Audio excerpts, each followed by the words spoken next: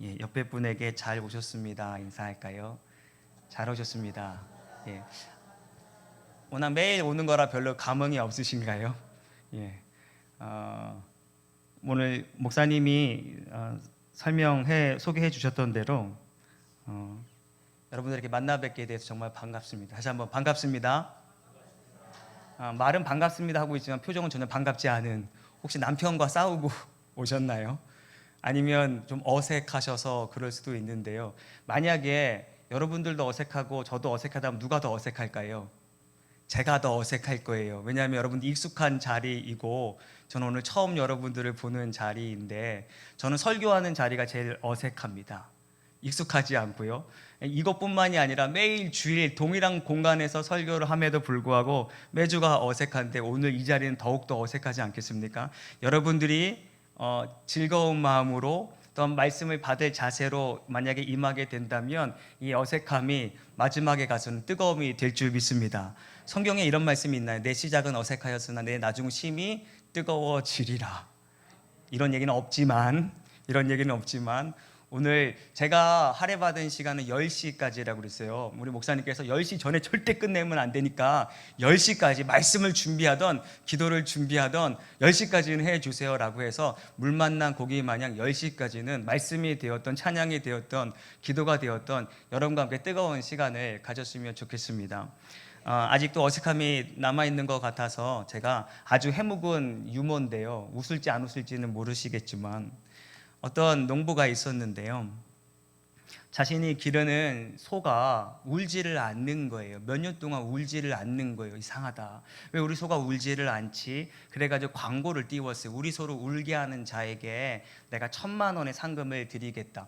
사람들이 돈에 혈안이 되어서 1,000,000원 때문에 먹는 것으로도 유혹해 보기도 하고 소 앞에서 재롱도 부렸다는 거예요. 그런데 아무도 소를 울게 하지 못했는데 한 중년의 정장을 입은 사람이 제가 해보겠습니다 했던 거예요. 그래가지고 소한테 터벅터벅 걸어가더니 소 귀에다가 쏙닥쏙닥 하니까 소가 갑자기 울기 시작한 거예요. 그 이유가 뭔지 아시나요? 소야, 나 개척교회 목사다. 그래도 소도 아는 거예요. 이 개척교회 목사가 얼마나 힘들다는 거. 개척교회 목사가 오니까 그냥 울기 시작했더라는 거죠. 그래가지고 너무 신기해가지고 이번에는 우리 소를 웃게 할 수 있느냐, 근데 1,000,000원을 내가 더 드리겠다, 팔짝팔짝 웃게 할 수 있느냐, 할 수 있습니다. 그 이 목사님이 가가지고 소의 귀에다 대고 또 쏙닥쏙닥 했더니 소가 팔짝팔짝 뛰더라는 거예요. 그랬더니 너무 기뻐가지고, 아니 도대체 이번에는 우리 소한테 뭐라고 했길래 저렇게 소가 발짝발짝 뜁니까? 소야, 너 나랑 같이 개척할래? 소도 개척이 얼마나 힘든지, 소도 개척교회 목사가 얼마나 어려운지를 알고 이렇게 감동해 주는데, 만약 개척교회 목사가 오늘 설교를 하는데 전혀 감동을 하지 않는다면 저는 여러분들도 소만도 못하다 라고 생각할 수밖에 없는데, 옆에 분에게 이렇게 건면합시다. 당신은 소보다 위대합니다. 시작. 당신은 소보다 위대합니다. 이건 얼마만큼 공감해 주시냐에 따라서 소가 될 수도 있고 그렇지 않을 수도 있는데요, 저는 개척교회 목사인데요, 어디 가서 개척교회라고 하는 말을 하기가 참 어렵습니다. 그렇다고 해서 무슨 대형교회나 중형교회나 이렇게 여러분들과 같이 으리으리한 건물이 있는 교회 다니면 아닌데, 왠지 모르게 개척교회라고 하면 좀 죄송합니다. 그래서 개척교회 목사님들이 모이면 늘 제가 밥을 사기도 하고요, 혹은 동기들이 모이면 늘 제가 밥을 사기도 합니다. 왜냐하면 제 마음은 가난하지 않기 때문이기도 하고, 너무나도 고마운 건 우리 개척교회지만 우리 멤버가 한 어른들은 한 17명, 18명 정도 됩니다. 너무 고마운 것은 저희 성도님들이 그래, 목사님 어디 가서 개척교회 목사라고 얻어만 먹지 마시고 저희가 목사님을 섬길 테니까 우리 교회가 섬기는 거라고 해주시면서 마음껏 쓰세요. 돈이라도 좀 주고 그렇게 얘기하면 모르는데, 어쨌건 교회 재정에서 편안하게 쓸 수 있도록 해주는 성도가 있다라고 하는 게 참으로 또 귀하고 또 감사하기도 하고요. 개척교회라고 말하기도 어려운 것이, 저는 1년에 4주를 안식월을 갔습니다. 보통 안식월은 대형교회 목사님들만 누리는 호사라고 생각을 하는데요, 제가 개척하자마자 그랬습니다. 저는 1년에 2번을, 4주를 2주와 2주의 전반기에 2주를 후반기에 쉬겠습니다. 그런데 목사님 왜요? 그러니까 목사도 놀아야 목회를 잘할 수 있습니다. 목사가 허구한 날 교회만 있는다고 해서 좋은 것이 아닙니다 라고 했는데 그게 벌써 이제 5년 차가 되어진 거잖아요. 근데 이번에는 어떤 분들이 섬겨주세요. 목사님 이번에는 조금 더 좀 편하게 좀 쉬세요 그러면서 제가 성지순례를 가이드하는 사역을 합니다. 성지순례 성도들과 교회를 데리고 가서 많은 설명들을 하는데 한 6번 정도 갔는데요, 한 번도 가족끼리 못 갔던 거예요. 그랬더니 목사님 이번에는 이번 안식월에는 가족들이랑 한번 가셨으면 좋겠습니다 라고 해서 후원해 주시는 분들도 계시고 섬겨주시는 분들도 계셔서 참 귀하다. 물론 여기도 교회가 재정이 넉넉하지는 않겠지만 여러분 개척교회를 하는데요, 목사님 설명해 주셨던 것처럼 한 이제 5년 차가 된 것 같아요. 5년 차가. 양곡 파리바게트 혹시 아시나요? 양곡 파리바게트? 양곡 파리바게트 5층에서 개척을 했는데 그때 목사님한테 허락을 안 받고 개척을 이제 계약을 했어요. 그랬더니 목사님 하시는 얘기가, 야 다른 데는 다 좋더라도 거기는 안 되는데 이미 계약금 500만 원을 다 내버렸는데 그때서야 안 된다라고 하는 거예요. 그때 깨달았죠. 이게 선배 목사님의 이야기는 무조건 듣고 봐야 되는데 2년 동안 참 많이 고생을 했는데요. 지금은 계약 기간이 끝나서 조금 더 저렴한 양곡에서 이제 지금은 운양동으로 옮겨갔는데 4년 3개월 동안 작은 개척교회가 월세만 사역비 뭐 이런 거 식비 다 빼고 월세만 1억 2천만 원이 지출이 된 거예요. 16명이 1억 2천만 원을 했어요. 물론 제가 그때 아르바이트를 했던 것도 아닌데 너무나도 감사하게 하나님의 물론 은혜이겠죠. 그런 은혜로 거의 4년 동안 큰 비용을 어렵지 않게 감당하게 되었고, 지금도 개척을 할 때 가장 힘든 게 뭐냐라고 묻는다면 주변의 동기 목사님은 무엇이 힘드냐면 매월 다가오는 월세를 내는 날이 너무 괴롭다라고 말씀하세요. 근데 제가 너무 감사한 건 제가 개척할 때 이렇게 하나님 앞에 기도해서, 하나님 제가 좋은 교회 담임으로 세워주신 것도 감사한데 이 모든 것들을 내려놓고 아무것도 없는 개척지를 갈 때 한 가지만 좀 들어주시면 고맙겠습니다. 그것이 무엇이었냐면 월세 때문에 고민하지 않게 해주시고, 월세 때문에 돈 걱정하지 않게 해주시고, 월세 때문에 오늘은 헌금이 얼마 들어왔나 개수하지 않게끔 해주십시오. 그러면 제가 어떠한 어려움이 있더라도 몇 년이 되었더라도 그 일들을 감당하겠습니다 라고 했는데, 정말 어떤 성도가 서운해하리는 만큼 한 번도 오늘 헌금이 얼마가 들어왔는지 개수해 본 적도 없고요. 그런 다음에 저희가 매월 5일이 월세 내는 날인데 한 번도 야 돈이 없으면 어떡하지 라고 생각하지 아니하고 그냥 교회 통장에서 그냥 월세 얼마큼 바로 이체해도 되어질 만큼 하나님께서 채워주시더라는 거예요. 얼마나 귀하고 감사한지. 그래서 같이 시작한 개척 동기들이 3분이 있는데 벌써 2분은 이미 교회를 문을 닫았어요.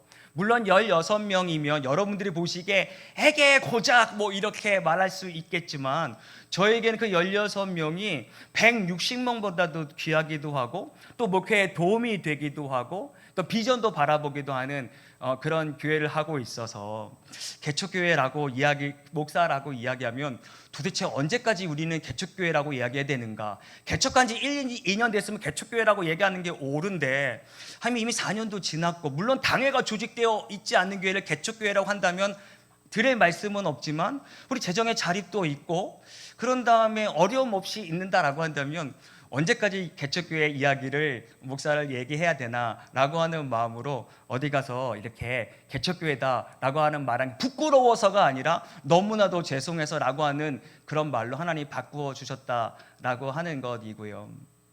제가 오늘 이 자리에 오는 것은 정말 하나님의 은혜 가운데 이 자리에 오게 되었는데요. 저희 교회에서, 저희 노회에서 한 100여 개 교회가 있잖아요. 우리 노회가. 그런데 같은 시찰이 아니면 이렇게 교류가 안 돼요. 그래서 저희 시찰인 목사님 한 30명 정도만 알고 지내지, 사실 믿음의 교회와 저희 교회는 같은 곳에 있지만 시찰이 달라요. 그래서 참 사귐이 어려운데 6년 전이었던 것 같아요. 오면서 개수해 봤거든요. 어쩜 저희가 여러분들보다 지금 이 자리에 먼저 들어왔지 않겠나 싶은 생각이 드는데요. 6년 전에 목사님이 연락이 왔, 다른 시찰 목사님임에도 불구하고 연락이 왔어요. 목사님, 우리 교회가 지금 교회를 건축하고 있는데 방금 말씀하셨던 것처럼 이런 장비들에 대해서 좀 조언을 구합니다라고 해서 먼저 왔어요. 근데 땅 터를 보니까 굉장히 큰 거예요. 목사님, 설계 도면 좀 볼 수 있을까요? 도면도 너무 멋진 거예요. 그래서 야, 대단하다. 돈도 어마어마하게 들어갈 텐데. 더욱이 놀랐던 것은 성도가 제가 생각했던 숫자가 아니라고 하는 거 더욱더 놀란 거예요. 야, 이렇게 적은 숫자로 이렇게 교회를 아름답게 질 수 있다라고 하는 건 정말 놀라운 하나님의 은혜가 아니고서는 정말 어떻게 설명할 길이 없구나. 그러면서 제가 그때 서울에 있는 교회에 담임을 하고 있었으나 늘 마음속에 나는 언젠간 개척할 거야. 언젠간 개척할 거야. 물론 당회에 있는 장로님이 보기 싫어서는 절대 아니에요. 때로는 보기 싫은 일들도 많이 하셔서 마음을 아프게도 했지만 그것 때문에 내가 교회를 박차고 내가 개척하리라고 했던 것은 아니고 20살 때 서원을 했던 것이 있어. 하나님, 저는요 이 땅에 태어나서 목회자로 부르심을 받았으니 언젠간 개척의 이 교회로 나아가겠습니다. 그런데 갑자기 청빙을 의지와 상관없이 청빙을 당하게 되고 담임 목사가 되게 되고 위임까지 가게 되기 직전에 제가 다 내려놨어요. 장로님, 그게 아닙니다. 저는 개척을 하러 가야겠습니다 라고 하는 마음. 그래서 개척해서 뭐 하게요? 저는 개척해서 교회를 지을 겁니다. 교회를 하나님께 헌당하는 것이 저의 이 땅의 사명입니다. 그래서 비록 다른 교회 시찰 목사님이지만 교회를 짓는다라고 하면 마치 내 교회가 지어지는 것 같이 아주 그냥 흥분되는 마음으로 이 자리에 섰던 기억이 나는데 목사님께서 제가 비록 개척교회 목사지만 되게 바빠 보이지 않습니까? 용부가 굉장히 바빠 보이는 목사인데요. 목사님, 우리 교회 와 설교 좀 해줘 라고 했을 때 변명하지 아니고 토달지 아니하고 목사님은 언제입니까? 라고 하면서 날짜를 잡았던 게 바로 오늘이 아닐까 싶어요. 여러분들 만나 너무나도 반갑고요. 이제 조금 어색함이 좀 풀어진 것 같은가요? 예, 모쪼록 하나님께서 이 자리에 부르셨는데 준비한 말씀대로 말씀이 전하게 될지 아니면 뜨거운 마음을 또 다른 말씀을 전할지는 모르겠지만 하나님이 주시는 말씀으로 받고 피차 은혜되는 시간이 되기를 주님의 이름으로 축원합니다. 사진 한 장 보고 시작했으면 좋겠습니다. 사진 한 장 보여줄까요? 참고로 제가 주일 설교를 한 28분 정도 합니다. 늘 정확합니다. 28분 할 때 500리터짜리 한 통을 다 마시는데요. 오늘은 1시간 넘게 할 것이므로 제가 3잔을 준비해달라고 했는데 중간중간에 물을 마시더라도 좀 이해해 주시기를 바랍니다. 지금 보여지는 사진은 이런 사진입니다. 2010년도에 아마 아시는 분은 아실 것 같은데요. 저 내용을 보셨다면 인터넷을 뒤흔들었던 기사입니다. 디즈니랜드의 기적이라고 1980년도 미국의 플로리다에 디즈니랜드가 있습니다. 그곳에 캐나다에 살고 있었던 3살짜리 꼬마아이 알렉스가 가족과 함께 디즈니랜드에 놀러를 갔던 겁니다. 그날 그 시간에 미국에 살던 5살짜리 꼬마 여자아이 도나도 가족들과 함께 저렇게 디즈니랜드에 가서 이제 사진을 찍었어요. 동그라미 쳐 있는 게 여자아이 도나입니다. 두 아이는 서로 알지 못했답니다. 왜냐하면 사는 나라도 다르고 나이도 다르고 그렇기 때문이죠. 도나는 그렇게 디즈니랜드에 찍었던 사진을 18년 동안 고이 간직했더랍니다. 세월이 지났습니다. 두 사람이요 성인이 되었는데요, 호텔에서 하나의 직원으로 같이 만나게 된, 여기까지는 충분하게 그럴 수 있다라고 봅니다. 두 사람이 사랑에 빠졌습니다. 그리고 결혼을 결심했습니다. 결혼을 얼마 안 두고 알렉스가 도나의 집에 가서 놀러 갔습니다. 보통 여자친구네 집에 가면 옛날 사진을 들춰보죠. 그러면서 들춰보다가 저 사진을 보고 깜짝 놀라지 않을 수 없었습니다. 이번 사진을 보면 그 이유가 밝혀지는데요, 이번 사진에 화살표 되어 있는 뒤에 있는 남성이 가만히 보니까 알렉스 자신의 아버지였던 겁니다. 그리고 나서 확대해 보니 3번 사진을 볼까요? 아버지가 확실했고 저 살짝 보여지는 꼬마아이 유모차가 자기 자신 알렉스였다라고 하는 사실에 깜짝 놀라지 않을 수가 없었던 거죠. 그날 1980년도 그날 아마 디즈니랜드 수만 명의 사람들이 오고 갔을 겁니다. 수만 명 중에 알렉스의 가족과 도나의 가족이 만날 수 있다라고 하는 것, 흔할 수 있지만 이 둘이 훗날 결혼을 하게 되고 한 가족이 되게 될 것이라고는 상상하지 못했던 일이겠죠.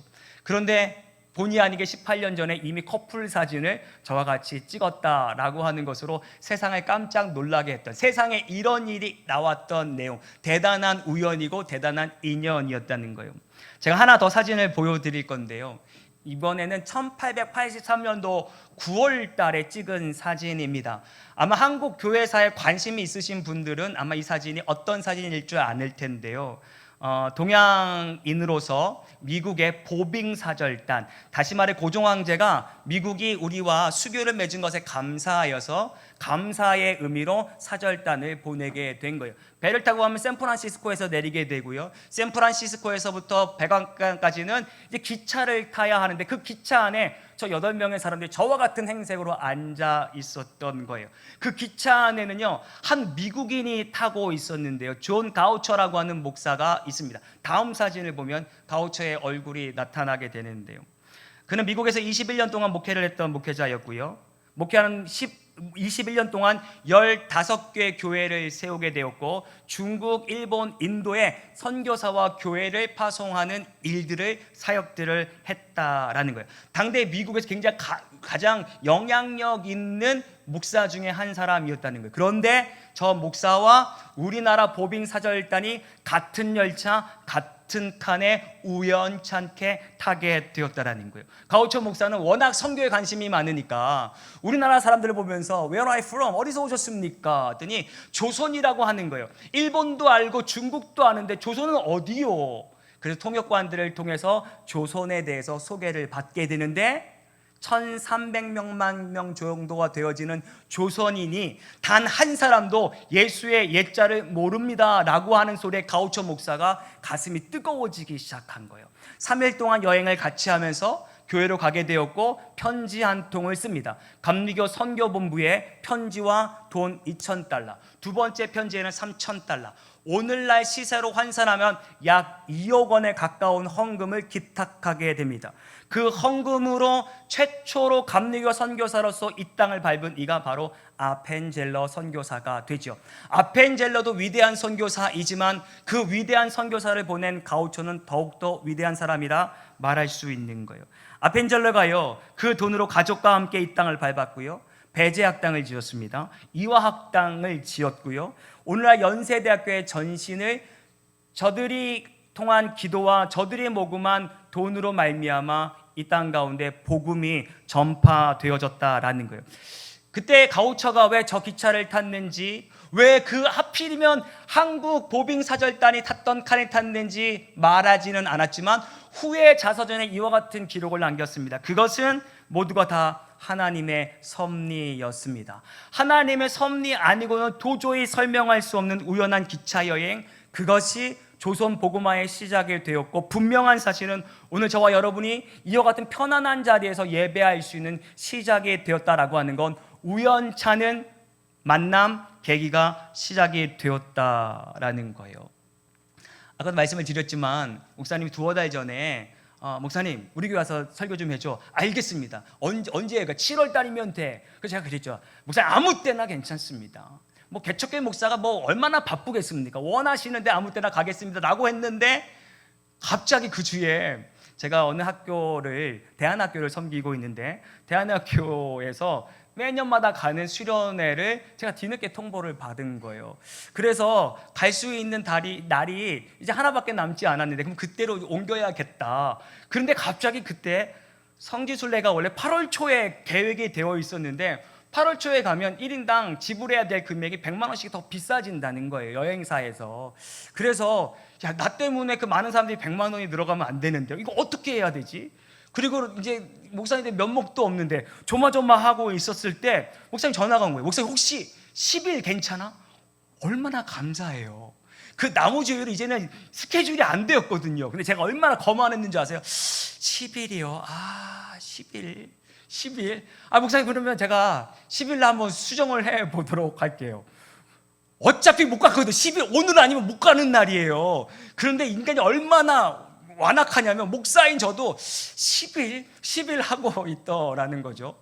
만약에 오늘 10일이 안 되었더라면 저와 여러분의 만남은 이루어질 수 있지 않았을 수도 있었겠다. 얼마나 우연의 일치인가, 얼마나 감사한 일인가. 그래서 마음이 감사하고 그냥 목사님한테 괜히 어려운 이야기 안 해도 좋아서 다행이었는데, 가만히 생각해 보면 우리 삶 가운데 이런 땡큐한 일들이 저에게만 일어나는 일들이 아닐 겁니다. 여러분들에게도 어느 날은 하필 일찍 일어났는데, 운전을 했는데 사고가 났네요. 그래서 일찍 나가는 바람에 지각을 면한 경우들도 있습니다. 그런 우연들도 있는 거죠.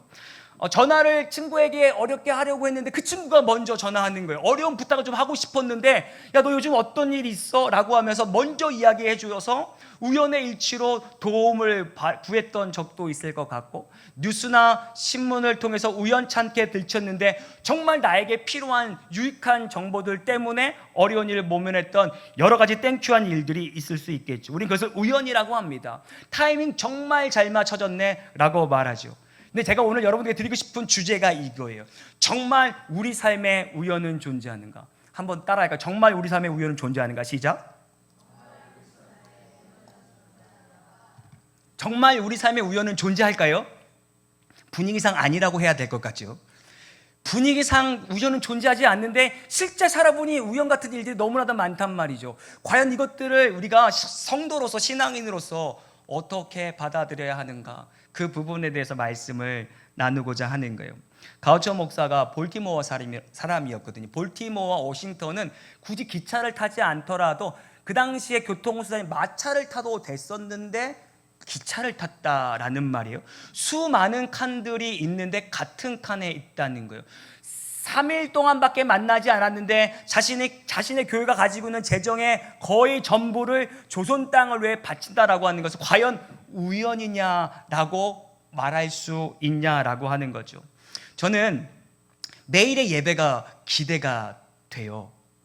왜냐하면 때로는 어떠한 주제를 가지고 이 사람이 들었으면 좋겠다라고 하는 마음으로 말씀을 준비하는데요, 저 사람은 시큰둥하고요, 전혀 예상하지 못했던 사람이 목사님 오늘 저한테 하신 말씀이죠 라고 하면서 눈물로 고백하는 것을 보면, 야, 예배라고 하는 건 하나님의 말씀 전하고자 하는, 비록 내가 타이핑을 하고 내가 준비했지만 결국 이루시는 분은 하나님이시구나 하는 겁니다. 다시 말씀을 드리는데, 저는 오늘이 아니었으면 만날 수가 없었어요.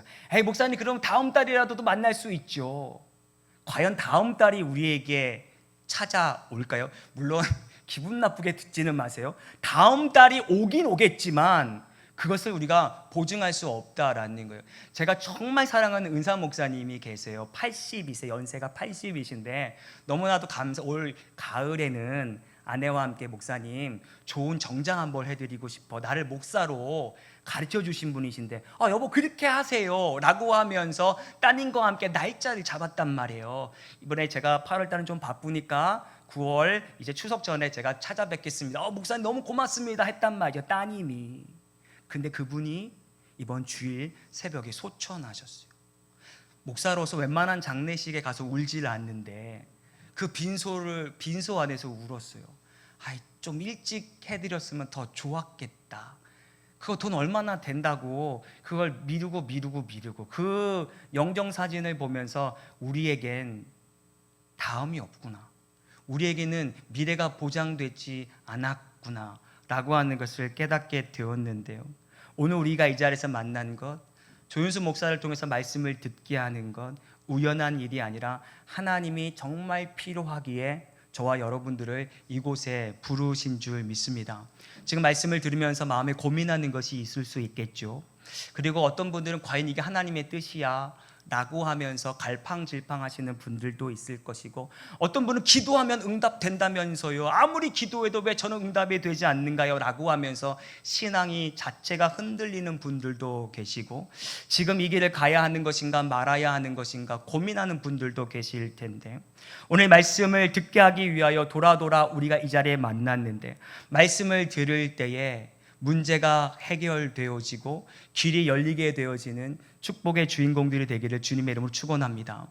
신앙생활을 하다 보면 이렇게 이야기하시는 분들을 어렵지 않게 봅니다. 물론 신앙생활을 열심히 하시는 분들이 사용하는 언어입니다. 아이, 그건 하나님 은혜야. 그거 하나님의 섭리, 다 하나님이 하셨습니다 라고 말해요. 너무나도 귀한 고백인데요, 가끔가다 그런 생각을 해요. 정말 하나님의 은혜라고 생각할까? 아니면 세상 사람들이 말하는 것처럼 나 교회 다니고 권사고 직분자니까 이럴 때는 이렇게 이야기하는 게 정답이어서 그렇게 이야기하는 건 아닌가 하는 의구심이 들죠. 우리가 하나님 은혜야라고 이야기하는데 과연 진지하게 그 은혜 가운데 역사하셨던 하나님을 단 한 번이라도 제대로 묵상해 본 적이 있을까 하는 것이 저의 오늘 설교의 출발입니다. 저는 오늘 그 신비를 풀어줄, 그리고 우리가 오늘 말씀을 안 읽었네요. 에스더서 말씀을 그냥 읽었다 치고 제가 설명으로 대신 하겠습니다. 성경 속에 있는 에스더를 통해 하나님의 그 놀라운 신비를 여러분들에게 소개하려고 하는데요, 여러분 잘 아실 거예요. 오늘 이 에스더의 말씀이 끝나면 가오초의 기차 안에서도 혹은 여러분의 삶 가운데 마치 우연처럼 일어났던 일이라고 생각했지만 그 우연 가운데 역사하셨던 하나님의 신비가 오늘 이 에스더의 말씀을 통해 깨닫게 되는 줄 믿습니다. 에스더 잘 아세요. 에스더 어떤 사람이죠? 예쁜 사람. 또요, 에스더 하면 떠오르는 그 문장이 있어요. 죽으면 죽으리라. 사실은 거기까지가 다일 것 같아요. 하만이 유대 민족을 멸살하려는 계획을 갖게 되었고 선포했고, 에스더가 목숨을 걸고 왕 앞에 나아갑니다. 결국 하만은 자기가 모르드게를 죽이려고 했던 그 장대 위에 스스로 죽임을 당하게 된다. 이게 이제 처음과 끝 이야기입니다. 우리는 에스더의 이야기를 접할 때마다 용감한 여인의 이야기, 권선징악의 이야기, 어렸을 때부터 신앙생활 하셨던 분이라면 굉장히 스토리가 아름다운 이야기 정도로 생각하실 텐데, 너무나도 잘 알고 있어서인지 그 깊은 곳 가운데 하나님의 역사하셨던 섭리를 묵상하는 데는 조금 부족했던 것이 아닐까 합니다. 저는 이 에스더의 말씀을 통해서 총 7개의 장면을 여러분들에게 소개하려고 하는데요, 그 7개의 장면을 통해 하나님이 어떻게 역사하셨는지를 보여드리는 거예요. 근데 놀라운 건요, 아실 거예요. 에스더서에는, 구약성경 에스더서에는요, 특별히 하나님이라고 하는 단어가 사용되지 않았다라는 거예요. 하나님이 사용되지 않았던 유일한 책은 아니고요, 아가서의 말씀도 하나님이 적혀져 있지 않는데, 특별히 우리가 오늘 상고하는 에스더 말씀을 보면 하나님이라고 하는 단어가 적혀져 있지 않음에도 불구하고 한 장 한 장 한 구절 읽을 때마다 야, 하나님이 눈에 보이는 책이 에스더서구나 라고 하는 것을 앞으로 30분 동안 저와 함께 나누게 될 겁니다. 때는 페르시아 제국이었습니다. 아하수에로 왕 12년째가 되는 날이었어요. 유대 민족은 멸절 위기에 처해 있었죠. 하만의 조서가 이미 내려져 있어서 날짜도 정해졌어요. 성경을 보니까 이제 죽을 날짜만 잡아놓고 있었던 때였습니다. 인간적으로는 힘쓸 수 있는 방법이 없어요. 왕이 도장을 찍었기 때문입니다. 그런데 에스더가 움직이는 거예요. 목숨을 건 결단이었습니다. 부르지 않는데 왕 앞에 나아간다라고 결단했다라고 하는 것 정도는 우리가 잘 알죠. 그런데 에스더가 왜 그 고백이 위대한 줄 아십니까? 먼저 질문, 에스더는 어떻게 왕비가 되었을까요? 어렵지 않아요. 여러 후보가 있었거든요. 그 중에 한 명, 예뻤기 때문이에요. 자고로 여성은 예뻐야 되는 거예요. 그래서 에스더도 분명히 예뻤을 것 같아요. 그 예뻤던 에스더가 자기는 알았을 거예요. 내가 왜 왕후가 되었는지. 왜냐하면 직전 왕후였던 와디스가 폐위되었습니다. 왜 폐위되었냐면 어느 날 왕이 잔치를 베풀어서 자기의 예쁜 아내를 많은 사람들에게 보이기를 원했습니다. 그래서 와스디 이 만찬에 오늘 참석하시오 라고 하는데 전령을 통해 말합니다. 오늘은 참석하지 않겠습니다. 그 전날 부부싸움을 한 것인지는 모르겠지만 적어도 오늘날의 부부의 관계를 보면 되는 것이 아니라 그 당시에는 왕후 부인이다 할지라도 명령에 불복종하면 아니 되었던 거죠. 근데 안 갔던 거예요. 괘씸하잖아요. 그런데 남편은 이해해 주려고 했는데 주변의 대신들이 가만히 있지 않는 거예요. 왕이요, 지금 이것을 가만히 둔다면 왕의 대신의 아내들도, 아니 왕비도 그렇게 되는데 나도 왜 내가 당신 말을 들어야 돼? 기강이 흐트러지게 될 것이니 기강을 바로 잡아야 합니다 라고 하면서 이 왕 와스디를 폐위시켰다라는 거예요.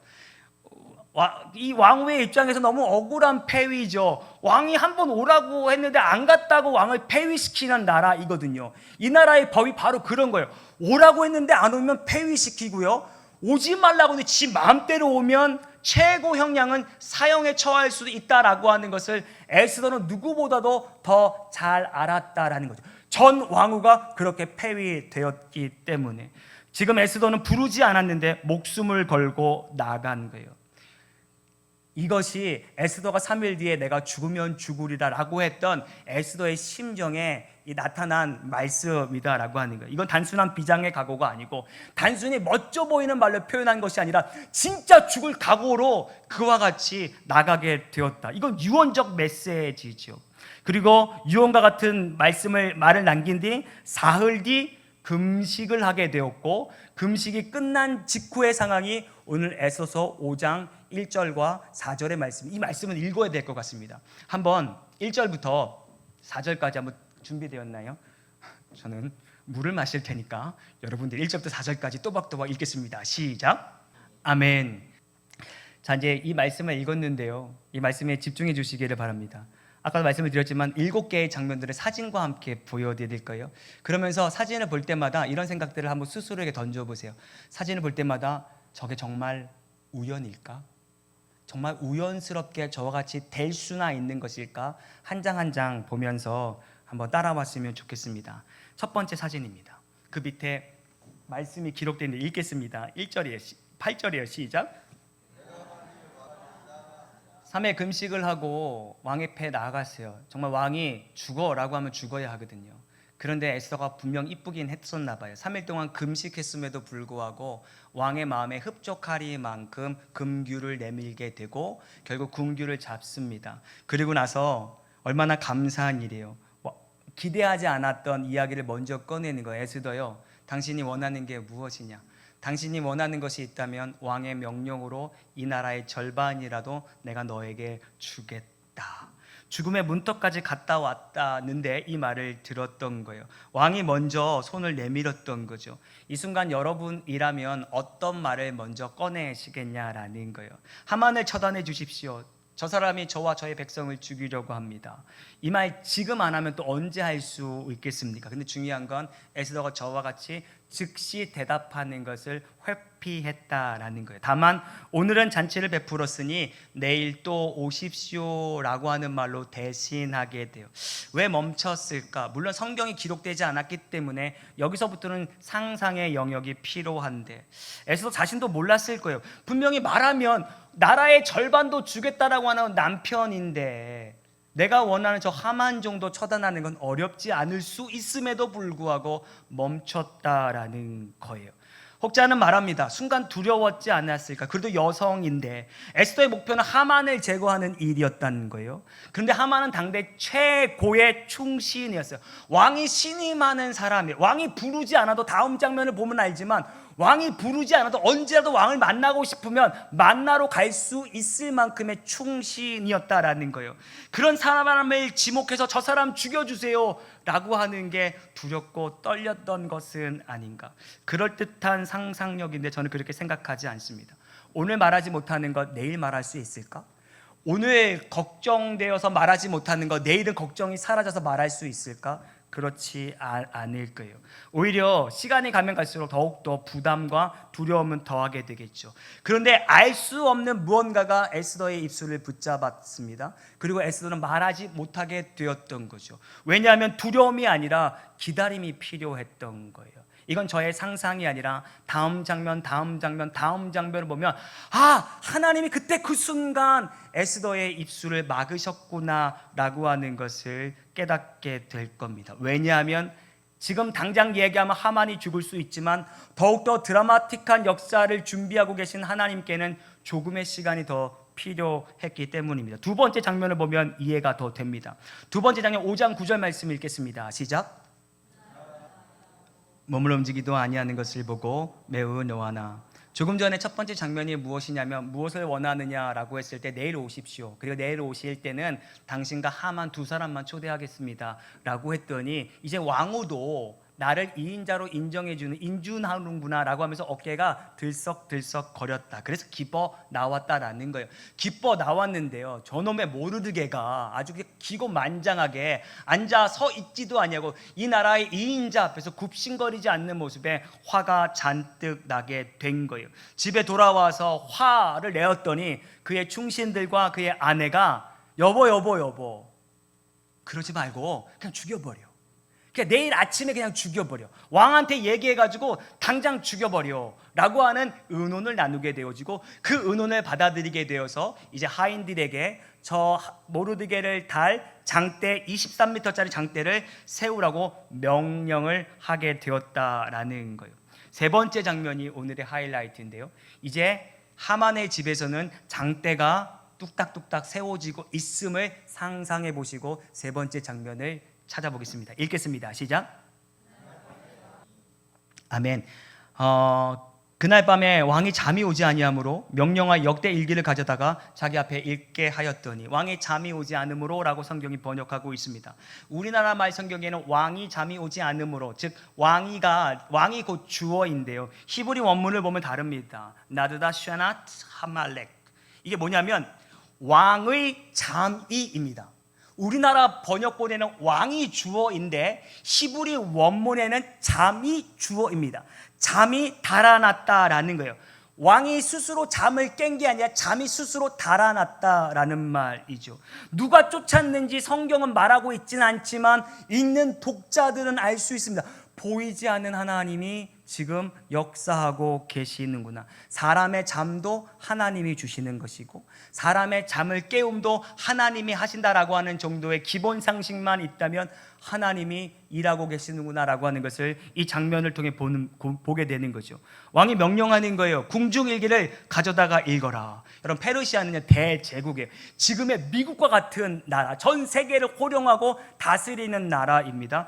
당시에 역사학자들은 말하기를 127개의 크고 작은 도시들을 관장하고 있었습니다. 그리고 아하수에로 왕은 12년째 왕위에 재위하고 있었기 때문에 매일의 아련, 매일의 어떤 기록, 조소, 포상 혹은 인사 등등을 따지면 아마 두루마기로 엄청난 분량의 왕의 기록들이 있었을 거라는 거예요.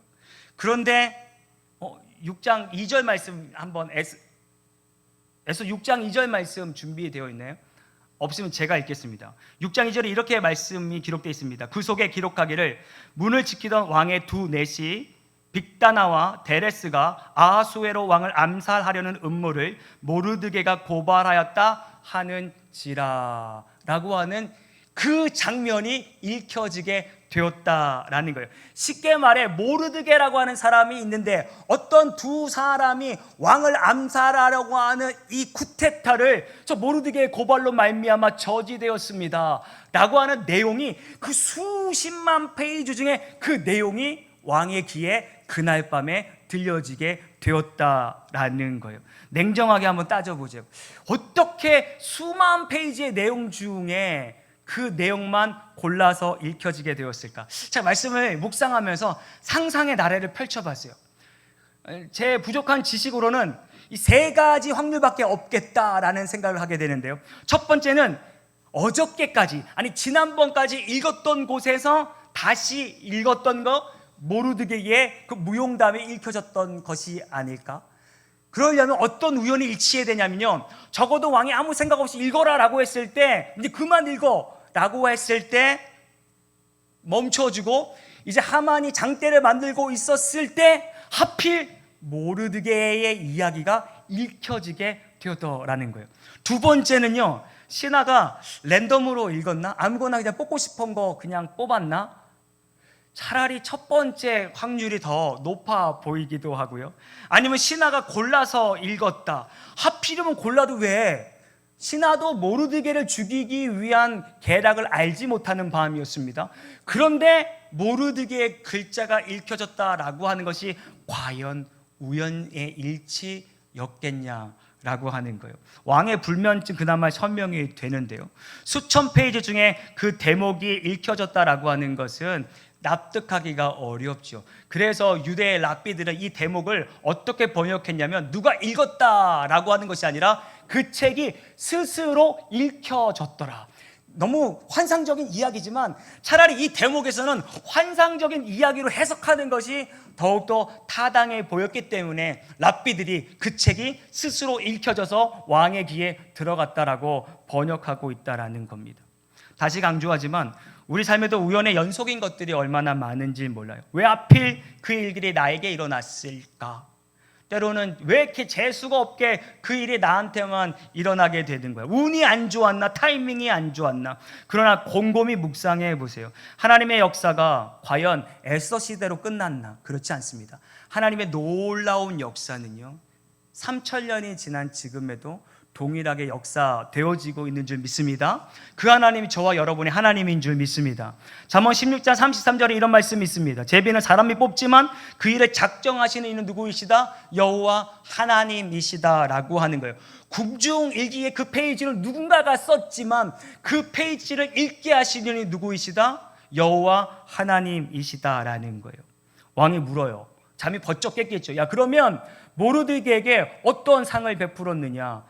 5년이 지난 일이거든요. 아무것도 해주지 않았습니다. 아니, 이런 괘씸한 그와 같은 공로를, 이런 성경에는 없지만 공로를 입힌 자에게 왜 아무것도 해주지 않았는가라고 하면서 어떻게 하면 모르드게에게 포상을 할 수 있을까라고 했던 그 순간 누가 등장하게 되느냐? 바로 하만이 등장하게 되는데, 네 번째 장면입니다. 읽겠습니다. 시작. 왕이 잠이 안 와서 궁중일기를 읽혀지게 되었고 모르드게에 대한 소식을 듣게 되었습니다. 그때 한 사람은 모르드게를 포상할 생각을 하고 있었고 한 사람은 모르드게 죽이려고 그 아침 동이 트기 전부터 달려왔던 거죠. 그런데 왕이 먼저 묻습니다. 왕이 존귀하게 하기를 원하는 사람에게는 어떻게 해줘야 되겠냐? 너는 머리가 좋고 충신이니까 충분히 알 수 있을 거야 라고 먼저 하만에게 질문을 하죠. 저는 성경을 읽고 말씀을 준비할 때마다 늘 엉뚱한 상상을 하고 하나님 앞에 늘 기도하면, 하나님, 제가 이 말씀을 잘 이해할 수 있도록 저로 묵상할 때 이 장소에 좀 데려가 주십시오. 이 장소에 데리고 와셔서 과연 이게 어떻게 이루어진 것인지 저로 깨닫게 해주십시오. 늘 습관처럼 이렇게 기도하는데요. 그러면서 이런 묵상을 하게 되었어요. 만약에 왕이 먼저 묻지 않고 하만이 먼저 질문을 했다면 상황이 어떻게 되었을까? 이런 거예요. 왕이 지금 먼저 질문하지 않고 하만이 달려와서 아침 일찍부터 달려왔습니다. 그때 왕이, 아니 하만, 아니 무슨 일이 이렇게 아침 일찍부터 나에게 찾아왔어? 어떤 급한 일이 있어? 라고 이렇게 질문을 했을 때 하만이, 왕이 큰일 났습니다. 지금 성 안에는 모르드게라고 하는 자가 있는, 모르드게 알고 있잖아요. 모르드게라고 하는 자가 있는데 아주 악한 자입니다. 어떻게 해서든 왕을 지금 죽이려고 음모를 깨하는 것을 제가 발견하게 됐어요. 아니 하만, 무슨 소리요? 내가 지금 궁중일기를 읽었는데 나를 구한 자가 바로 그 자인데 무슨 말을 하는 것이요? 아닙니다. 굉장히 영석하고 아주 악한 자이거든요. 그 또한 계략입니다. 그 또한 당신을 죽이기 위해서 오래전부터 준비한 것이니 이 자를 오늘 밤 죽이지 아니하면 큰 화를 면치 못할 수도 있습니다 라고 하는 말을 들었다면 아마 인간이라면 충신이었던 이야기에 귀를 기울이지 않을까 싶어요. 그런데 너무나도 놀랍게도 하나님은 말의 순서까지도 너무나도 우연의 일치와 같이 먼저 말하게 하신다라고 하는 거예요. 내가 존귀하게 하기를 원하는 자가 있는데 어떻게 해줬으면 좋겠어? 하만이 생각하는 거야. 야, 이 땅에서 내가 2인자인데 왕이 존귀하게 여길 자가 나밖에 누가 있겠어? 라고 하면서 자신이 받을 수 있는 최고의 것들을 이야기합니다. 왕의 의복을 입히고 왕이 평소에 타는 말을 태우시고 성을 행진하면서 그들을 위대하다 위대하다라고 외치는 것이 가한 줄 아래요 라고 했더니 왕이 말합니다. 대궐문에 앉은 유다 사람 모르드게에게 그와 같이 행하라. 지금 보여지는 그림이 바로 그런 것이죠. 이른 아침부터 내가 모르드게 저놈의 새끼 죽여야겠다라고 하는 마음으로 왔는데 죽이기는커녕 왕이 타는 말과 왕이 타는 의복에 자신이 끌고 다니 마치 종과 같이 여겨지는 상황이 되었다라는 것. 다시 한번 질문드립니다. 과연 지금까지 4개의 장면이 과연 우연의 일치로 가능이야 하겠냐라고 하는 거죠. 놀라우신 하나님의 역사가 아니고서는 설명될 수 없는 것. 이제 5번째인데요. 7장 6절의 말씀을 볼까요? 읽겠습니다. 시작. 둘째 날이 되었던 거예요. 둘째 날 드디어 하나님께서 에스더의 입을 열게 하셨던 것이요. 무엇을 원하느냐? 내 생명과 내 민족을 위하여 간구합니다. 우리를 죽이려 하는 자 이 하만이니 이 하만을 제거해 주십시오 라고 결단하는 거죠. 왕이 분노하게 된 겁니다. 자리를 박차고 후원으로 나갔다라고 성경이 기록하는데요. 하만은 그 뒷모습을 보면서 아마 오금이 떨렸을 겁니다. 나 이제 죽겠네. 이제 나는 모든 직업에서 해제가 되고 나는 감옥행이야. 나는 죽을 수 있어 라고 하는 두렵고 떨리는 마음이 엄습했겠죠. 그래서 에스더 앞에 엎드렸던 거예요. 에스더 왕후님, 제가 잘못했습니다. 그것은 절대적인 오해입니다. 제 의도는 그런 것이 아니었습니다 라고 에스더의 발을 끝잡고 막 애원을 하고 있을 때 6번째 장면이 연출됩니다. 6번째입니다. 읽겠습니다. 시작. 무리가 하만의 얼굴을 싸더라. 왕비가 저같이 비스듬히 누워 있어요. 지금 하만으로 보여지는 사람이 지금 옷자락을 잡고 있죠. 자, 상식적으로 이 장면은 어떤 장면일까요? 살려달라라고 애원하는 장면입니다. 그런데 그 찰나에 이제 왕이 들어오게 된 상황을 묘사하게 된 건데요. 왕이 그 이야기를 듣고 후원으로 박차고 나갔습니다. 화가 잔뜩 났겠죠. 오늘 같으면 화가 잔뜩 나서 문을 박차고 나가서 밖에서 그냥 그 흥분된 마음을 가라앉히기 위해서 담배 한 대 정도 태우지 않았을까? 3분 혹은 4분 정도의 시간. 그래도 하만이 충신인데, 지금까지 하만의 어떤 나와 함께 했던 이력들을 보면 그럴 사람이 아닌데, 우리 아내가 궁정의 일에 좀 미숙하여서 잘못된 정보를 들은 건 아닐까? 에이, 설마 하만이 그랬을 리가. 혹시 모르죠. 다시 들어가서 하만, 나에게 자초지정을 얘기해봐. 당신 그럴 사람 아니잖아 라고 하는 마음으로 나갔다 들어왔을 수도 있었다라는 거죠. 어쩌면 재고의 여지를 가지고 들어왔다라는 말입니다. 근데 문을 열고 들어오는 순간 그의 펼쳐진 장면이 무엇이냐? 네가 내 아내를 겁탈하려 하는가 로 보여졌다라는 거예요. 저 상황은요, 겁탈이 아니에요.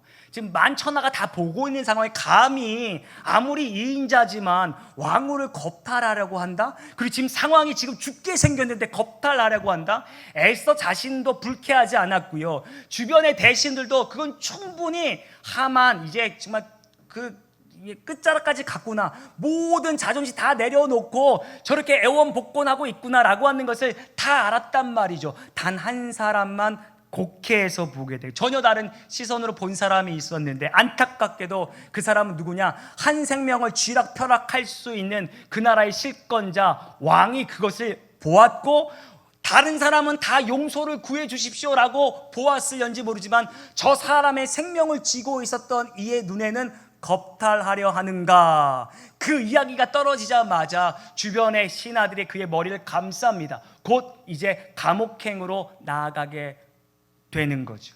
하만은 살려달라고 엎드렸는데 그 행동이 즉결 심판이 되었다라는 거예요. 그러면서 우리 하나님 정말 대단하신 분이십니다. 하나님은요, 때만 조율하는 것이 아니라 사람의 눈까지, 사람의 보여지는 것까지 조율하시는 분이라는 거예요.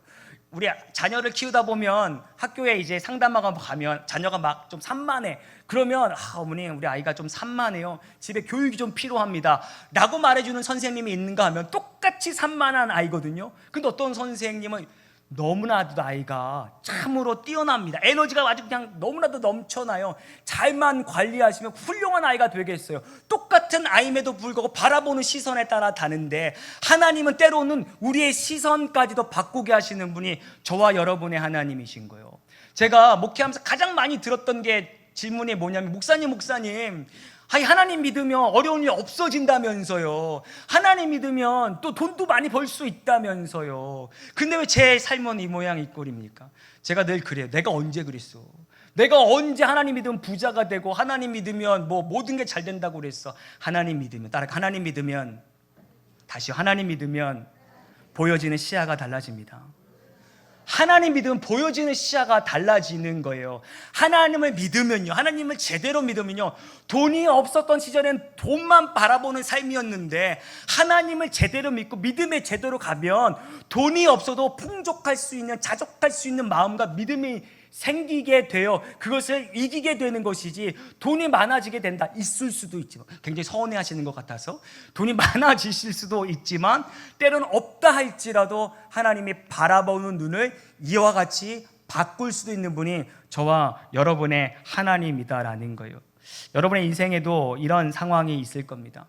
왜 하나님이 그날 저 사람의 눈에 내가 좋게 보여서, 만약에 여러분들이 어디 이력서를 쓰는데, 사실 이력이라고 보잘것없는 이력이지만 그 상사에게는 야, 이런 것도 크게 보아준다라고, 야, 이런 땡큐한 일이 어디 있어, 야, 이런 우연의 일이 어디 있어, 이런 재수 있는 일이 어디 있어 라고 하지만, 하나님이 그 순간 그 사람의 눈을 바꾸면 비록 연약한 이력서라 할지라도 그 누구보다도 빛나는 이력서가 되게 하시는 분이 저와 여러분의 하나님의 역사고 하나님의 능력인 줄 믿습니다. 마지막 7번째 장면은 더욱더 놀라운데요. 한번 읽어볼까요? 시작. 제가 이 말씀을 읽는데요, 상상이 되는 거예요. 네가 나의 왕후를 겁탈하려 하는가? 그 순간 말이 떨어지자마자 신하들이 머리를 이제 보자기로 감쌌다라고 하는 건 즉각적으로 감옥으로 가는 거예요. 그래서 이게 어떻게 처리할 것인지 왕의 명령만 남은 거죠. 만약 이야기가 저 7번째 장면이 없었더라면, 상상이지만 하나님의 역사건 하만이 죽어야 되죠. 인간적인 상상은 살 수도 있지 않았을까? 왕이 오해했잖아요. 범하려고 했던 것이 아니잖아요. 누군가가 목숨을 걸고, 왕이요, 제가 봤는데요, 저 하만은 절대 그런 사람이 아니에요. 지금도 살려달라고 했던 거지 지금 겁탈하려고 했던 것이 아니에요. 아, 그래, 역시 그래, 하만이 그럴 리가 없어 라고 하면서 시간을 조금 더 하만의 입장에서 벌었더라면 하만은 죽지 않을 수도 있었는데, 바로 그 찰나에 하르보나라라고 하는 대신이 촉새 방정과 같이 말합니다. 왕이시여, 지금 하만의 집에는 하만이 모르드게를 달아 죽이려고 하는 장대가 있음을 제가 목격했습니다. 차라리 하만의 입장에서 이야기해주는 대신이 있었더라면 하만은 죽지 않을 수 있었는데, 아마 지금 이 하르보나가 어떤 억하 심정이 하만에게 있었는지, 하만이 제거가 되어야지 자기가 이제 그 자리에 갔기 때문에 그런지 모르겠지만 그 자리에서 이야기했다는 건 놀라운 겁니다. 왜? 왕이 묻지 않은 것을 답변하는 것도 왕의 직결 심판이 될 수 있음에도 불구하고 성령 하나님께서 이 신하의 마음과 입술을 움직이셔서 즉각적으로 처단할 수 있는 계기를 제공했다라고 하는 것조차도 과연 우연으로 받아들일 수 있냐라고 하는 거죠. 이 우연들을 하나씩 생각해 보세요. 에스더가 잔치에서 말을 하지 않은 것, 하만이 그날 밤에 장대를 세운 것, 왕이 잠을 이루지 못했던 것, 수천 페이지 중에서 그 대목이 읽혀졌던 것, 하만이 그 새벽에 입궐한 것, 왕이 바로 그 순간 돌아온 것, 하르보나라의 고발, 이 7개가 단번에 우연의 일치로 과연 이 모든 7개가 이루어질 수 있냐 라고 아마 돌아가셔서 제미나에게 묻는다면, 챗 GPT에게 묻는다면 결코 일어날 수 없는 확률이다라고 답변을 얻을 수 있을 겁니다. 그런데 하나님의 보이지 않는 하나님의 역사는 단 한 개의 오차도 없이 저와 같이 역사하셨다라고 하는 겁니다. 우리 매일 수많은 만남과 사건 앞에서 말합니다. 운이 좋았어, 운 좋게 되었어, 땡 잡았어. 그럼 다시 한번 강조합니다. 과연 그것이 우연이었을까라는 거예요. 시간이 없어서 제가 한 그림을 하나 더 보기를 원하는데요. 웨스트민스터 대요리 문답입니다. 18번입니다. 매우 중요한데요. 방송실 준비가 안 되었나요? 웨스트민스터 대요리 문답 18번에는 이런 질문이 있습니다. 하나님의 섭리하시는 일이란 무엇이냐? 읽어볼까요? 제가 질문하고 여러분 답변하면 됩니다. 하나님이 섭리하시는 일이 무엇입니까? 하나님의 섭리가 무엇이냐면 당신의 영광을 위하여 배정하신다라는 건데요. 어렵지 않은 단어 배정이라는 건 목적을 향해 방향을 잡아 이끄신다라는 거예요. 하나님이 우리의 모든 삶에 일어나는 것을 우리는 때로는 우연이다라고 여길 수 있겠지만 그 우연조차도 하나님이 배정하신다. 다음 이제 고백문 읽어볼까요? 읽겠습니다. 시작. 중요한 건 우연히 일어나도록 배정하신다. 하나님은 우리 삶의 우연을 배제하지 않으십니다. 우리 삶에 우연히 일어나는 것조차도 하나님이 배정하신다. 그 목적을 이루신다라는 거예요. 인간의 눈에는 모든 게 우연처럼 보여. 어떻게 이렇게 우연일 수 있지? 그래서 다음 7가지 장면들을 통해 다시 한번 복귀해 보세요. 이 과연 우연인가? 아니요, 하나님의 배정이다라는 거예요. 하나님은 만사가 제2 원인의 성격을 따라 필연적으로 자유롭게 혹은 우연히 일어나도록 배정하셨다. 쉽게 말하면 하나님의 모든 일은 제1 원인입니다. 그런데 그 일을 이루실 때 하나님이 직접 하늘에서 손을 뻗치시는 것이 아니라 제2의 원인, 예를 들어 사람을 통해, 사건을 통해, 우리가 생각하는 평범한 일상을 통해 일하시는데 그게 제2 원인이라는 거예요. 예를 들면 이런 겁니다. 어디가 조금 아파서 병원에 가서 큰 건 아닌 것 같은데 그게 제2 원인입니다. 그런데 의사가 얘기하면 아니 왜 이제 오셨습니까? 조금만 늦었으면 큰일 날 뻔했습니다 라고 하면서 큰 병에서 치료받게 할 수 있는 것이 하나님의 제1 원인이라는 거예요. 오랫동안 연락하지 못했던 사람이 있습니다. 제2 원인입니다. 그런데 그것을 생각나도록 하신 분이 누구시냐? 제1 원인 하나님이시라는 거예요. 가우처가 기차 안에서 한복 입은 동양을 만난 것은 제2 원인입니다. 그러나 그것을 만나게 하신 것은 우연한 것이 아니라 제1 원인의 배정이 있었기 때문에 그와 같이 우연적인 것처럼 보일 수 있었다라는 거예요. 하나님 우연을 없애지 않아요. 오히려 하나님 모든 삶 속에 배정하신다. 그런데 그 배정을 우리가 알아차리지 못하는 과정 가운데 나타나게 되니 이거 우연 아니야? 라고 생각할 수 있는 거죠. 어린아이가 고열로 인하여서 아파서 시름시름 앓습니다. 부모님은 당연히 밤새도록 물수건을 짜기도 하고요, 땀에 젖은 옷을 갈아입혀 주기도 하고요, 그런 다음에 이불도 교체해 줍니다. 그런데 아이가 아침에 일어나서는 한다는 이야기가, 야 어제 먹었던 브루펜 시럽 비록 먹기는 있었지만 브루펜 이거 대단한 약이네 라고 이야기하는 아이가 있다면 그 모습이 저와 여러분의 모습입니다. 야 이거 우연이야, 이거 재수가 좋았어, 내가 사람을 잘 만난 거, 내가 일을 잘했기 때문이야, 내가 영업을 잘했기 때문이지 라고 하는 것과 별반 차이가 없다라는 거예요. 하나님의 밤샘의 역사를 우리는 그동안 우연이다라고 하는 것으로 치부해 왔다라고 하는 거죠. 저희 교회의 주보에는 제 목회의 정체성을 담아 이렇게 기록되어 있습니다. 오늘 처음 교회를 방문해 주신 분들을 환영합니다. 어떤 분이 감사합니다라고 해야지 라는 거예요. 제가 그랬어요. 아니 성도가 교회 오는 게 왜 목사가 감사해야 되죠? 당연히 와야 되는 걸 왜 그 감사, 저는 아직도 그게 잘 이해가 안 돼요. 제가 틀렸다면 목사님을 통해서 틀렸다고 나중에 좀 전해주세요. 지금 생각해도 성도가 교회에 오는 것이 목사의 눈에는 전혀 감사하게 보이지 않고 그냥 그리스도 이름으로 환영할 뿐이죠. 그러면서 이렇게 기록했습니다. 오늘 당신이 이 자리에 온 것은 자의에 의한 우연이 아니라 하나님의 섭리입니다. 괜히 와서 잘난 척하지 마시고 하나님의 섭리로 온 거야. 개척교회를 하다 보니까 오시는 분들이 개척교회인 줄 알고 오세요. 그래서 내가 이 교회를 어떻게 한번 도와줄까. 어떤 분은 돈으로 이야기하시는 분이 어렵지요. 아니 개척교회가 어렵지 않은 교회가 어디 있어요. 자신이 한 달에 100만 원씩을 헌금하겠다는 거예요. 이야, 개척교회 100만 원이면 대단한 금액입니다. 그런데 너무 감사했어요. 그래서 그냥 알겠다고는 했어요. 근데 그분이 예배 시간에 매번 늦으면 뒤에라도 앉으면 좋은데 안 그래도 이렇게 큰 교회 다니까 안 그래도 작은 교회인데 30석밖에 안 되는데 자기가 제일 맨 앞에 앉아. 그래서 제가 그랬어요. 지사님 너무 감사한데 예배 시간에 늦지 않게 그냥 오는 것도 감사하죠. 늦으면 뒤에 앉는 것이 다른 사람에게 방해가 되지 않습니다.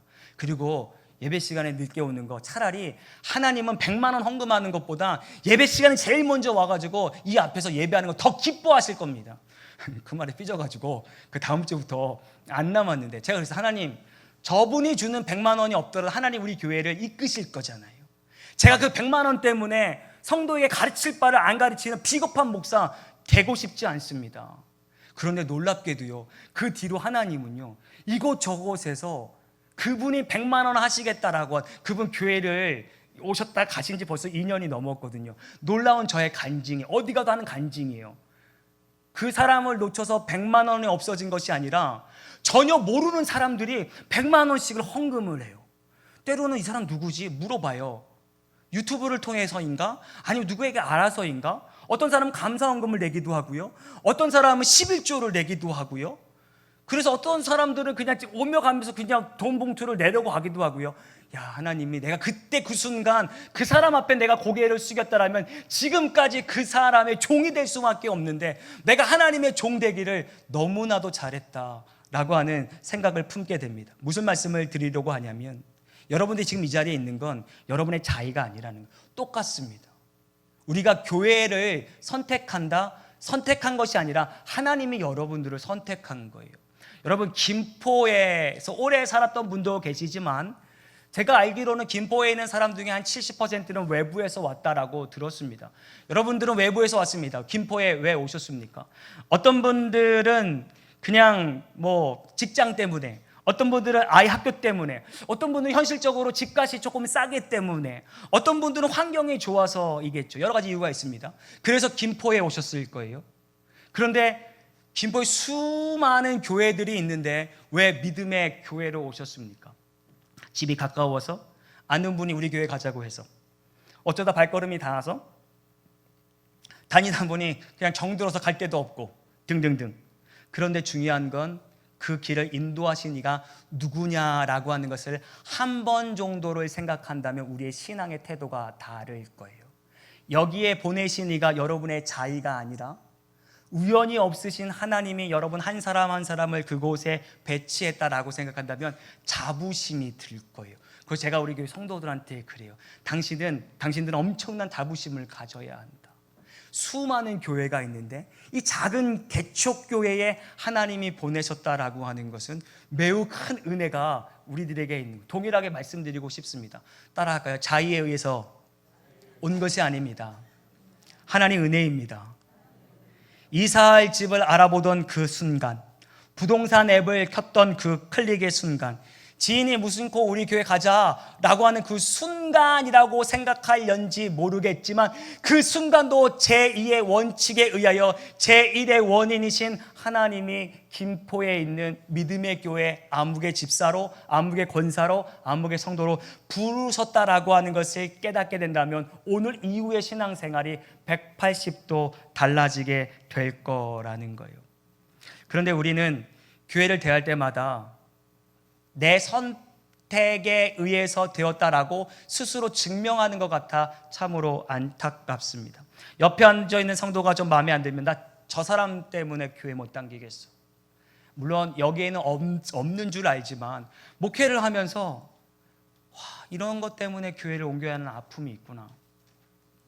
예배 시간이 나랑 맞지 않으면, 나랑 스타일이 맞지 않는다라고 해서 교회를 옮기는 사람들도 있고, 어떤 사람은 주차 때문에, 어떤 사람은 헌금 목사님이 강요한다라고. 저희 교회는요 헌금 강요가 없어요.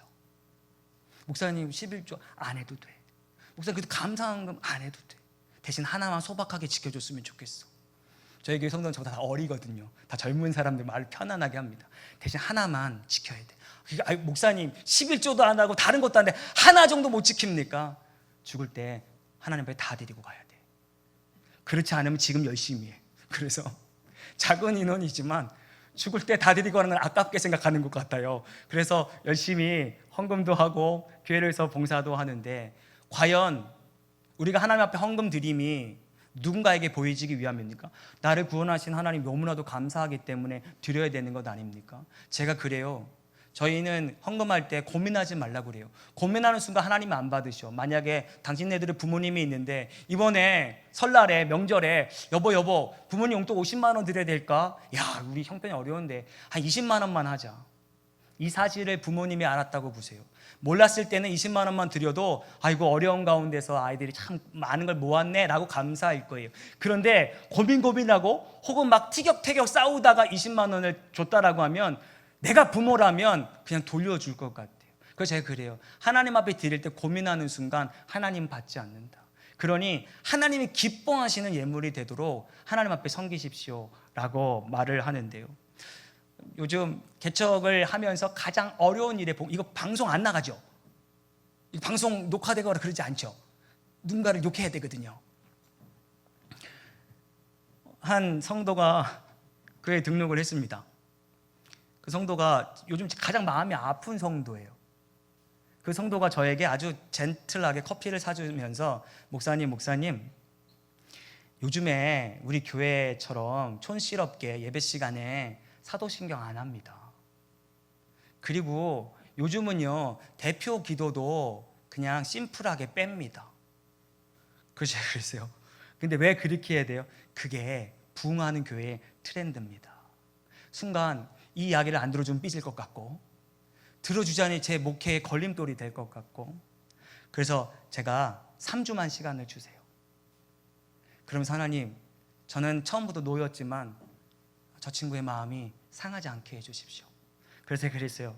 다른 이유도 아니고 트렌드라고 하는 이유로 그 모든 것들을 폐해한다면 나는 오늘 여기서 목회를 그만두겠습니다. 차라리 안 하겠습니다. 신앙 고백이 뭔 줄 압니까? 신앙 고백은 우리 믿음의 선지인들이 피값으로 바꾼 겁니다. 여러분 왜 성도가 대표로 기도하는 줄 아십니까? 만인 제사장입니다. 그 전에는 사제들만 기도했습니다. 사제들만 성경을 낭독했습니다. 그런데 종교개혁 이후에 모든 사람들이 제사장이야. 당신들도 이 은혜에 참여할 수 있어 라고 해서 피값으로 가지고 왔던 그 자리를 트렌드라고 하는 이유로 바꾼다고요? 저는 그러고 싶지 않습니다. 마음속으로 이렇게 하면 교회를 떠날 것 같은데 실질적으로 떠날 것 같습니다. 그런데 제가 그래요. 저희 아내가 여보 그래도 붙잡아야지. 아니, 만약에 붙잡는다면 트렌드라고 하는 이유로 목사의 설교도 잘할 것이고 목사의 설교도 이렇게 하시오 저렇게 하시오 랄 것이고 트렌드라고 하는 이유로 한다면 우리 교회는 존재 가치가 없어. 트렌드로 전혀 쫓아가지 못하고 있는 교회거든. 그러니 가슴이 아프더라도 이것은 동반할 수 없는 관계인 것 같아 라고 하면서 잘랐습니다. 어떻게 될지는 잘 모르겠습니다. 근데 결과가 눈에 보입니다. 그러면서 생각합니다. 성도들이 교회에 왔을 때 그 감격을 스스로 망가뜨리는 것은 아닌가? 우리가 교회에 왜 옵니까? 하나님의 은혜에 감동하여서 감사하여서 오는 건데 자꾸만 은혜가 점점 식어져 가니까 다른 것들이 눈에 보이는 거예요. 목사의 의상이 눈에 보이기도 하고 언제 한번 제가 편안하게 입으면 편안하게 입는다라고 또 뭐라고 하고 그냥 조금 세련되게 입은 목사님이 이거 없잖아요. 근데 어떤 나이 드신 성도분이 목사님 이게 뭐냐고 무슨 딴따라도 아니고 아이고 그래가지고 제가 이걸 안 했다니까요. 근데 어느 순간 목사님 요즘은 이거 외투 안 입어요. 그 모든 말을 따라가면 목회를 못 하겠구나. 그래서 내가 원하는 대로 내가 입고 싶은 대로 그냥 해야겠다라고 하는데 자꾸만 교회에서 요구들이 많아지게 되고 은혜는 점점 감소하고 있는 시대가 아닌가 하는 거죠. 다시 강조합니다. 우리를 이곳에 보내신 이유는요 하나님의 섭리입니다. 동의하시면 아멘. 우연히 온 거 아니에요. 그러니 늘 기도할 때마다 하나님 섭리가 무엇입니까? 하나님 내가 이 교회에서 뭘 해야 되죠? 자꾸 뭔가 문제를 만들어내는 것이 아니라 문제를 회복하는 존재가 되고 싶습니다. 하나님 교회에서 보이지 않는 곳에서 섬기는 역할을 내가 하고 싶습니다 라고 하는 그런 자세로 나아가야 되지 않을까라고 하는 것이죠. 옆에 분에게 인사합시다. 우리 만남은 우연이 아니야. 동의하십니까? 우리의 만남은 우연이 아닙니다. 10시까지 하라고 했는데 기도하고 찬양하면 시간이 좀 부족한 듯하여 그냥 거두절미하고 말씀을 정리하겠습니다. 오늘부터 여러분의 삶에 우연은 존재하지 않습니다. 동의하시면 아멘. 우연은 존재하지 않아요. 무엇이 존재한다? 하나님의 배정. 하나님이 배정하신 거예요. 여러분의 삶 가운데 나타나는 모든 일들 하나님이 배정하신 거예요. 교회 안에서 크고 작은 어려움들 하나님이 배정하신 거예요. 안무개야, 너 어떻게 할 건데? 내가 너 이것을 배정했어. 너는 이 교회에서의 삶으로 과연 너 어떻게 행동할 거야? 라고 배정하셨다라고 하는 것을 볼 때마다 우리가 두 손을 불끈 쥐고 그 어려움들을 이겨나가야 되는 것 아닌가. 하나님 밤새 일하고 계신데 우연이라고 치부해버리면 하나님의 역사가 너무나도 종이짝처럼 치부되는 것이 아니냐는 거예요. 만약 이런 것들이 눈이 열리게 되면 불평하던 자리가요 감사의 자리로 바뀌게 될 거고, 원망하던 자리가 고백의 자리고 될 것이고, 포기하려고 하는 자리에서도 하나님 배정하셨다 라고 생각한다면 기대가 될 거예요. 힘들고 어려운 가운데 있습니까? 왜 하나님이 이 일들 나에게 배정하셨나? 라고 생각할 때 기대가 되어지는 줄 믿습니다. 여러분의 삶은 우연은 존재하지 않습니다. 그러니 오늘 집으로 돌아가셔서 올 한 해 가운데 지금까지 나를 이곳에 배정하신, 나를 믿음의 교회에 배정하신, 나를 믿음의 교회 성도로 배정하신 그 은혜에 감사하고 어떻게 하면 그 배정 가운데 온전하게 나아갈 수 있을까를 고민하면서 신앙할 수 있는 저와 여러분들이 되기를 주님의 이름으로 축원합니다. 기도하겠습니다. 좋으신 아버지 하나님 감사합니다. 이 땅에 우연은 존재하지 않지만 늘 날마다 우연으로 치부해 왔던 하나님의 역사를 폄훼했던 지난날의 과거를 용서를 구합니다. 우리를 용서하여 주시고 이후로부터는 배정하신 모든 삶 가운데 감사하고 순종하며 나아갈 수 있는 우리 되게 하여 주옵소서. 감사하며 예수님 이름으로 기도드리옵나이다. 아멘. 찬양하겠습니다. 왜 나만 겪는 고난이. 오늘도 귀한 목사님을 통해서 하나님의 말씀을 듣게 하시니 감사합니다. 우리의 삶에 우리 주님이 눈에 보이지 않지만, 느껴지지 않지만 늘 우리의 삶을 인도하시고 광야에 길을 내시며 사막에 물을 내어주시는 같이 우리의 인생 가운데 주님이 함께 하신 줄로 믿게 하옵소서. 우리 마음 안에 평강 주시고 기쁨이 넘쳐 흐르게 하여 주옵시고 날마다 믿음으로 살아가기에 부족함이 없는 저희들이 될 수 있도록 도와주옵소서. 우리의 인생의 앞에서 뒤에서 위에서 사방팔방에서 우리를 이끄시는 주님이 계시기에 두려워하지 않게 하여 주시옵시고 매 순간순간마다 하나님께서 은혜 주시는 줄로 믿고 믿음으로 살며 믿음으로 나가는 저희들이 되게 도와주옵소서. 몸된 교회를 주님께서 이끄시고 인도하신 줄로 믿습니다. 우리 귀한 목사님의 사역에도 성령의 충만하심과 기름 부으심이 넘치게 하여 주옵시고 날마다 복된 소식이 들려올 수 있도록 은혜 위에 은혜를 다하여 주옵소서. 우리의 생명 다하는 그날까지 주님께 충성하기를 원하오니 우리의 맡겨진 그 위치에서 자리에서 주님께 충성을 다할 수 있도록 역사여 주시옵소서. 이 시간에 이 자리에 참여하지 못하는 지체들에게도 동일한 은혜를 내려 주옵소서. 사랑하는 성도들의 심령에 보혈을 덮으시고 정결케 하시고 성령의 충만하심을 허락하여 주옵소서. 모든 영광 우리 하나님께 올려드리며 거룩하신 예수님의 이름으로 축복하며 간절히 기도드리옵나이다. 아멘.